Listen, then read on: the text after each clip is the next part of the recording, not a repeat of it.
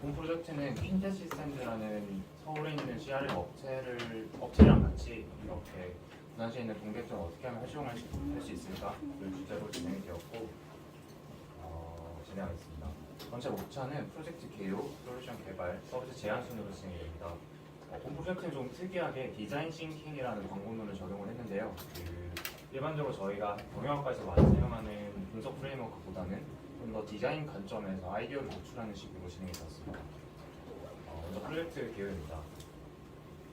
22년 8월에 정부가 발표한 예산안 내 지역화폐 보면 전반적으로 동백전을 비롯한 지역화폐에 대한 예산이 감소하고 있습니다. 지역별로 인천, 경기, 세종, 대전, 부산 등을 비롯해서 다양한 지역화폐들이 활성화되었지만 현재 많은 예산 부족으로 인해서 문제에 봉착한 상황입니다. 문화시도와 마찬가지인데요. 과거에는 동백전은 캐시백을 위주로 많은 사용자들을 유입했습니다. 히스토리를 살펴보면 2029년 10월 30일에 캐시백을 시작을 해서 지급 중단을 하고 다시 캐시백 금액이 감소했던 적이 있습니다. 네, 그러고 나서부터는 오른쪽 그래프를 보시면 발행액과 결제액이 감소 추세로 돌아선 것을 볼 수 있죠. 그래서 캐시백을 위주로 소비자들 락인시켜왔던 동백전이 이제 캐시백의 감소, 유인이 감소함에 따라서 소비자의 이탈률이 높아지고 있는 상황이었습니다. 그래서 저희가 선행연구를 한번 진행해 보았습니다. 지역화폐 활성화를 위해서 어떻게 해야 할까를 살펴보았는데 독일의 경우를 살펴보면 헌신적인 활동가가 존재를 하고 지역 내 정책성이 뚜렷하고 지역 내 네트워크가 활성화되어 있으며 지역은행과의 협력이 되어 있다라는 4가지 핵심 요소가 존재했습니다.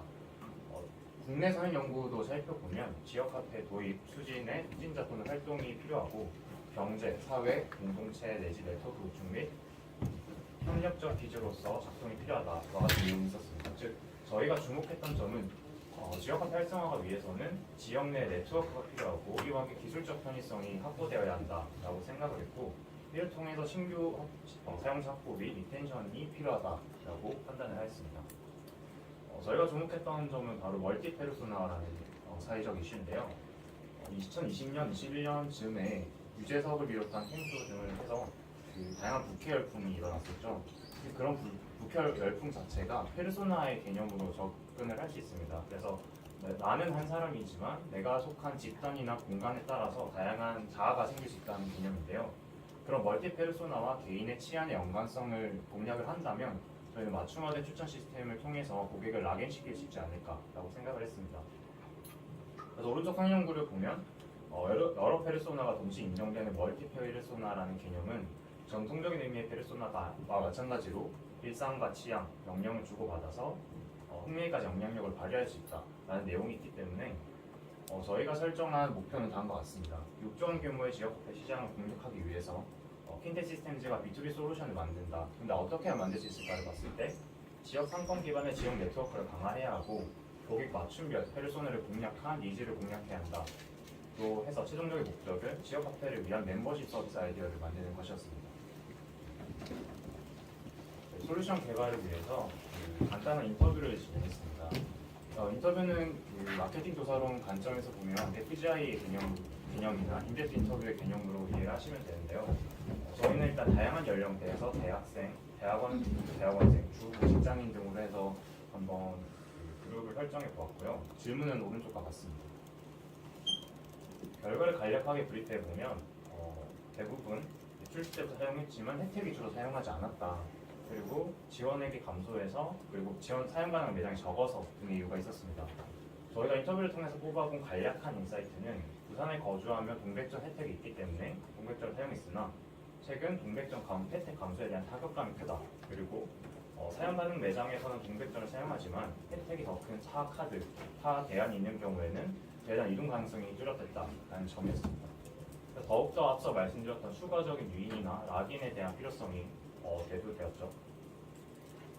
파워풀 퀘스천이나 MVPG라고 하는 건 디자인 띵킹 관점에서 사용하는 방법론이기 때문에 아마 여러분들이 크게 접해 보시진 않았을 거예요. 그냥 여기서 하는 미션, 밸류, 프린시플, 골은 프로젝트를 해결하기 위해서 설정한 핵심적인 방향성 지표라고 생각하시면 되고 저희가 본 프로젝트에 설정했던 지표들은 오른쪽과 같습니다.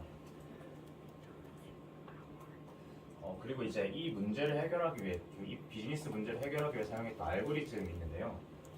가장 오래됐고 전통적으로 사용했던 방식이 바로 장바구니 분석이라는 개념입니다. 홍재 교수님 수업 사례 중에 그 월마트 사례를 한번 들어보셨을 텐데요. 소비자가 가치 담은 상품들 간의 연관성을 분석해서 상품을 추천해주는 방식입니다. 그래서 한 문장으로 정리를 하면 빈번히 함께 발생한 아이템의 집합을 찾아내는 것입니다. 그래서 맥주랑 기저귀에 같이 담긴다는 연관성 규칙을 찾아내면 맥주를 산 사람한테는 기저귀를 추천해주는 식으로 추천 시스템이 작동이 됩니다. 그 아래에 있는 알고리즘이 바로 에이프러러리 알고리즘인데요. 지지도와 신뢰도라는 개념으로 해서 그 앞서 말씀드렸던 빈번히 함께 발생하는 집합을 구성해 나갑니다. 사실 공식은 다음과 같은데 이 부분은 사실 구글이 더 잘 설명을 해주기 때문에 이 부분은 넘어가도록 하겠습니다. 저희가 사용했던 데이터셋을 말씀드리면 부산 테크노파크, 센텀에 있는 테크노파크에 가면 여러분들 동백전 결제 데이터를 볼 수 있습니다. 물론 가명 결합이 되어 있기 때문에 누가 누군지는 알 수 없지만 보시는 데이터와 같이 결제 날짜, 그 다음에 금액, 생년월일, 성별, 그리고 가게 이름, 그리고 가게 카테고리 등을 확인할 수 있습니다. 그래서 저는 이 데이터를 가지고 앞서 보여드렸던 장바구니 분석을 통해서 추천 시스템을 만들어 보면 어떨까라고 생각을 했는데 사실 이게 외부 반출이 안 되기 때문에 저희는 이 칼럼만 가지고 오고 가짜 데이터를 만들어서 이 개념만 증명하는 식으로 진행을 했습니다. 사용했던 칼럼을 보면 개인이 식별할 수 있는 생년월일이나 성별, 그리고 거래 일자, 거래 시간, 그리고 업종 및 분류 등을 활용을 했습니다. 이 거래 시간이 6시부터 오후 그리고 밤 시간대로 나눌 수 있는 걸 볼 수 있는데요. 저희가 아까 멀티 페르소나라고 해서 다양한 페르소나를 자아를 가진다고 했는데 저희가 착안했던 점은 시간대별로 다양한 자아가 다르다는 것은 가령 내가 출근하는 직장인이면 주중에 가지는 자아와 퇴근하고 가지는 자아가 다르겠죠. 그래서 저희가 접근했던 방식은 한 개인일지라도 시간대별로 다 가지는 자아가 다르다라는 것에서 착안해서 시간대별로 데이터를 쪼개서 규칙을 살펴보았습니다. 네, 앞서 말씀드렸던 거래 지역과 시간대별로 그룹을 나눠서 장바구니 규칙을 도출했고 룰은 지지도와 신뢰도 1%, 10%로 각각 설정을 했습니다. 그리고 신뢰도 측면에서 상위 기준 내림 수준으로 진행을 해서 최종적인 장바구니 규칙을 도출했습니다. 데이터 플로우는 다음과 같습니다. 앞서 말씀드렸던 카드 사용 데이터를 그룹 그리고 시간대별로 나눠서 정리를 하고 개인의 유저별로 다시 재정립을 하는 과정을 거칩니다. 그러고 나서는 오른쪽 가공 페이지로 가게 되면 유저별로 정렬된 데이터에서 날짜나 이동 경로 등을 고려해서 라이프스타일을 파악을 하게 되고 그 라이프스타일별로 개별적인 지지도와 신뢰도를 뽑아서 최종적인 추천 규칙을 정하게 되는 것입니다. 예를 들어보면 먼저 거래 지역군을 해운대구로 설정을 한다라고 했을 때 해운대구에서 주로 소비하는 사람들의 평일과 주말에 각각의 장바구니 연관성을 한번 살펴보았습니다. 그리고 오전, 오후, 저녁 해서 총 6가지 경우의 수가 나오고 있죠. 6가지 경우의 수별로 어떻게 장바구니 규칙이 다르게 나타나는지를 살펴보았고 이건 실제로 R로 분석을 한 건데 여러분들이 아는 파이썬으로도 충분히 분석이 가능하고 공개된 패키지가 많기 때문에 한번 관심 있으시면 돌려보셔도 좋을 것 같습니다. 그래서 보면 지금 1번부터 35번까지가 다 장바구니 규칙이라고 보시면 되는데 앞서 말씀드렸던 게 신뢰도와 지지도를 기준으로 상위 규칙만 사용한다라고 했잖아요. 그래서 첫 번째 보시는 1번이 바로 가장 신뢰도와 지지도가 높은 규칙, 즉 슈퍼마트를 간 사람이 음식점도 함께 갈 것이다 라는 식의 규칙이 노출된 겁니다. 그러면 이런 사람에게는 슈퍼마트를 갔을 때 저희가 푸시 메시지를 보내는 것과 같이 음식점에 대한 주변 음식점에 대한 할인이나 멤버십 적립 등의 혜택을 제공해 줄 수 있는 것이죠. 그래서 저희가 사실 여기 나온 데이터는 저랑 저기 앉아있는 그 남승진 학생이 카드 소비 데이터를 넣은 규칙입니다. 그래서 평일 오전에는 약국 편의점을 갔다가 음식점을 간다라든지 평일 오후에는 슈퍼나 마트를 갔다가 카페 베이커를 간다라든지 규칙이 도출이 될 수 있습니다. 페르소나를 한번 살펴보면 김민철 씨는 부산대학교 학생이고 해운대구에 거주합니다. 그래서 낮에는 금정구에서, 주중에는 금정구에서, 그리고 주말에는 자기가 사는 해운대구에서 친구들과 여가를 보내는 페르소나를 가지고 있습니다. 그래서 금정구의 주말의 경우에는 같은 주말일지라도 규칙이 다르게 나타나는 걸 볼 수 있는데요.